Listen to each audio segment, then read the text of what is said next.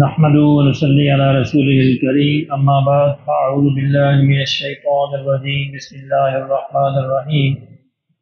قال الملأ الذين استكبروا من قومه لنخرجنك يا شعيب والذين آمنوا معك من قريتنا أو لتعودن في ملتنا قال أولو كنا كارهين قد افترينا على الله كذبا إن عدنا في ملتكم بعد إذ نجانا الله منها وما يكون لنا أن نعود فيها إلا أن يشاء الله ربنا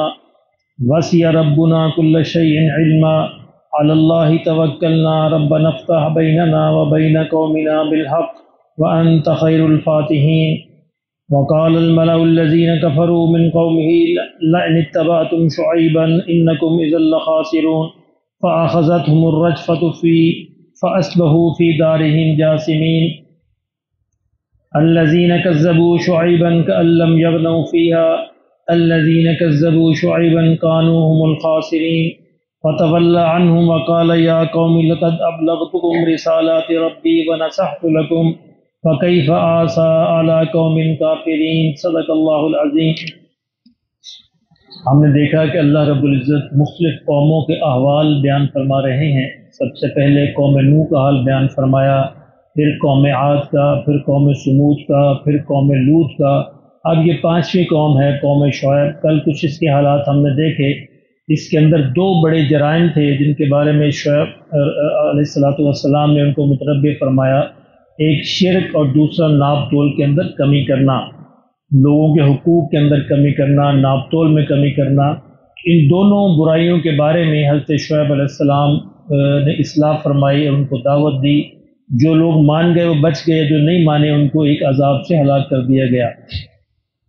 فرمایا کہ قال الملأ الذین استکبروا، اس قوم کے بڑے سرداروں نے کہا جنہوں نے تکبر کیا تھا، یعنی سارے سردار بھی خراب نہیں تھے، وہ سردار جو تکبر کرنے والے تھے۔ اصل میں تکبر ساری برائیوں کی جڑ ہے، تکبر سے سارے مسائل پیدا ہوتے ہیں۔ متکبر انسان یہ سمجھتا ہے کہ میں ٹھیک ہوں باقی سارے غلط ہیں، میں اعلیٰ اور افضل ہوں باقی سارے کمتر ہیں۔ تو یہ ایک ایسی برائی ہے جو اصل میں شیطان کا ورثہ ہے۔ شیطان نے سب سے پہلے تکبر کیا تھا، حضرت آدم علیہ السلام سے کہا کہ یہ مجھ سے کمتر ہیں، میں اس سے برتر ہوں۔ تو جو بھی تکبر کرتا ہے وہ اصل میں شیطان کا بھائی بن جاتا ہے۔ اللہ ہمیں اس سے پناہ نصیب فرمائے۔ فرمایا کہ اس قوم کے وہ سردار جنہوں نے تکبر کیا، انہوں نے کہا لَنُخْرِجَنَّكَ يَا شُعَيْبُ وَالَّذِينَ آمَنُوا مَعَكَ، اے شعیب ہم تمہیں اور تمہارے ماننے والوں کو لَنُخْرِجَنَّكَ نکال دیں گے مِنْ قَرْيَتِنَا اپنی بستی سے۔ اگر تم نہ مانیں، اگر تم باز نہ آئے تو ہم تمہیں بھی اور تمہارے ماننے والوں کو بھی اپنی بستی سے باہر نکال دیں گے۔ اَوْ لَتَعُودُنَّ فِي مِلَّتِنَا، یا تم ہماری ملت پر واپس آ جاؤ، یعنی جب تک تم ہماری ملت پر واپس نہیں آتے تو ہم پھر یہ کام کریں گے، تمہیں یہاں سے نکال دیں گے۔ قال اولو کنا کارہین، شعیب علیہ السلام نے کہا کہ بھئی یہ کوئی زبردستی ہے، ہم تو تم سے بیزار ہیں، اگر ہم ماننے والے نہ پھر بھی تم ہمیں نکال دے تو یہ نہیں ہو سکتا، نہیں زبردستی نہیں ہو سکتی، ہم تمہارے جو عقائد پہ تمہارے چیزوں پہ واپس نہیں آ سکتے، اللہ نے تو ہم پر رحم فرمایا ہے۔ فرمایا قد افترینا علی اللہ کذبا ان عدنا فی ملتکم، اگر ہم تمہاری ملت پر، تمہارے عقائد پر، تمہارے دین پر واپس آ گئے تو گویا ہم نے اللہ پر ایک جھوٹ باندھا، افترا کیا۔ کیوں کہ بعد اذ نجانا اللہ منہا، اللہ نے تو ہمیں اس سے نجات دے دی تھی، اللہ نے ہمیں ہدایت دے دی تھی، تو اب ہم اگر واپس جائیں تو گویا ہم اللہ پر ایک جھوٹ باندھیں گے، افترا باندھیں گے۔ وما یکون لنا ان نعود فیہا، فرمایا کہ ہم ایسے نہیں ہیں کہ واپس لوٹ جائیں، تم ہم سے یہ توقع نہ کرنا، ہم ان لوگوں میں سے نہیں ہیں کہ جو واپس لوٹ جائیں۔ فرمایا انسان کے ایک حدیث میں آتا ہے کہ انسان کے ایمان کی علامت یہ ہے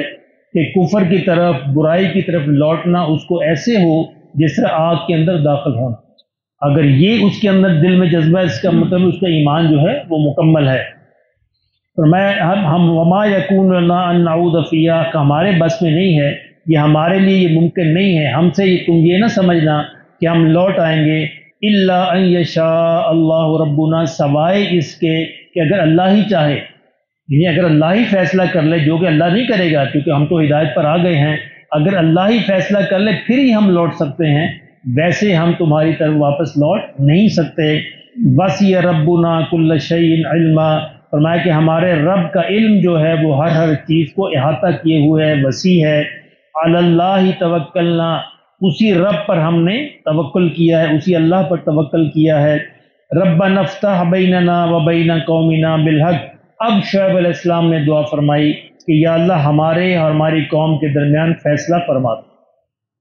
یعنی میں ان کو دعوت دے چکا، ساری میں نے ایفرٹ جو کوشش کی وہ میں نے کر لی، اب یہ ماننے والے نہیں، اب تو ہمارے اور ان کے درمیان فیصلہ فرما دے۔ وَأَنْتَ خَيْرُ الْفَاتِحِينَ، بے شک آپ ہی سب سے بہتر فیصلہ کرنے والے ہیں۔ کہ اللہ نے فیصلہ فرمایا، ان پر عذاب بھیجا۔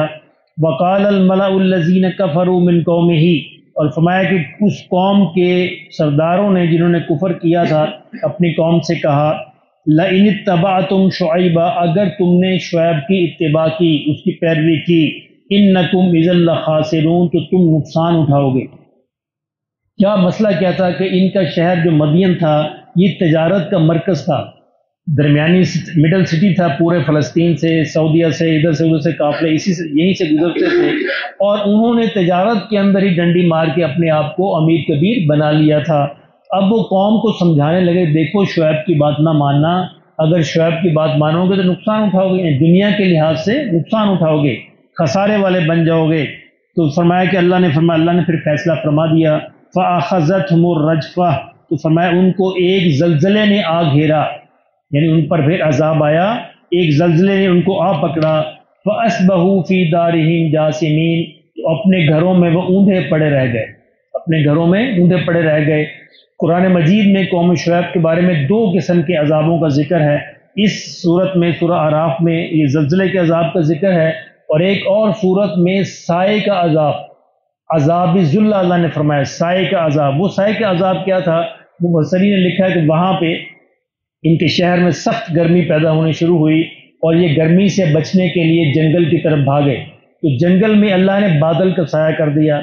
اب یہ اور بادل کا سایہ بھی بڑا ٹھنڈا، اب یہ سارے کے سارے بادل کے سائے کے نیچے جمع ہو گئے، اور جب اس کے نیچے جمع ہو گئے تو اللہ نے اسے آگ برسا دی۔ اللہ تو مالک ہے نا، بجائے پانی کے، بارش کے، اللہ اسے آگ برسا دے۔ تو یہ ممکن ہے کہ یہ عذاب بھی آیا ہو، بعد میں پھر زلزلہ آیا ہو، یا دونوں عذاب اکٹھے آئے ہوں۔ یہ بعض مفسرین نے لکھا ہے کہ یہ ان کے دو تین مختلف شہر تھے، ایک شہر میں یہ عذاب آیا، دوسرے میں وہ عذاب آیا، بہرحال جو بھی ہے اللہ نے عذاب سے ان قوم کو ہلاک کر دیا۔ الذی کذبوا شعیبا کأن لم یغنوا فی، اللہ اکبر، اللہ فرمایا کہ جنہوں نے شعیب کو جھٹلایا تھا وہ ایسے ہو گئے جیسے کبھی یہاں بستے ہی نہیں تھے، یعنی وہ بستی ایسی ہو گئی کہ کبھی یہاں پہ انسان رہتے نہیں تھے، بالکل ویران پڑی رہ گئی۔ الذی کذبوا شعیبا کانوا هم الخاسرین، اور جنہوں نے شعیب کو جھٹلایا تھا وہی اصل میں نقصان اٹھانے والے ہوئے۔ یہ دوسروں کو کہتے تھے نا اپنی قوم کو کہ اگر شعیب کو مانو گے تو تم نقصان اٹھاؤ گے، تو میں جنہوں نے جھٹلایا اس کو، جنہوں نے انکار کیا، اس کی بات نہیں مانی، وہ تھے جو اصل میں نقصان اٹھانے والے ہوئے۔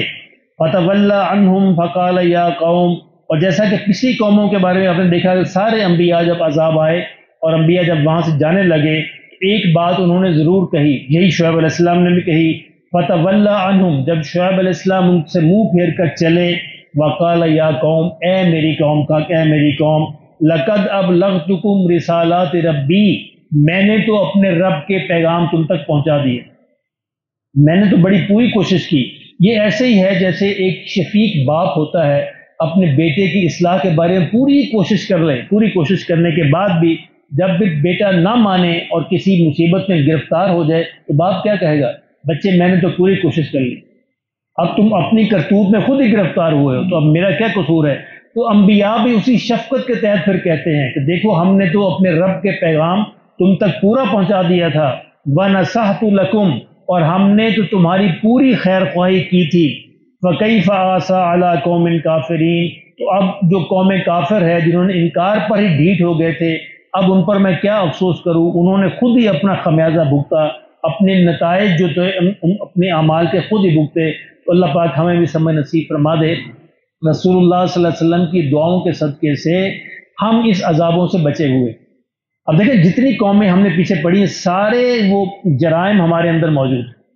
سارے کے سارے جرائم اجتماعی طور پر قوم لوط والا عمل بھی ہمارے اندر موجود ہے، ناپ تول کے اندر کمی بھی ہمارے اندر موجود ہے، شرک کی بہت ساری شاخیں بھی ہمارے اندر موجود ہیں، وہ سارے جرائم ہمارے اندر موجود ہیں۔ اللہ نے بچایا ہوا تو آقا دو عالم صلی اللہ علیہ وسلم کی دعا کے ساتھ،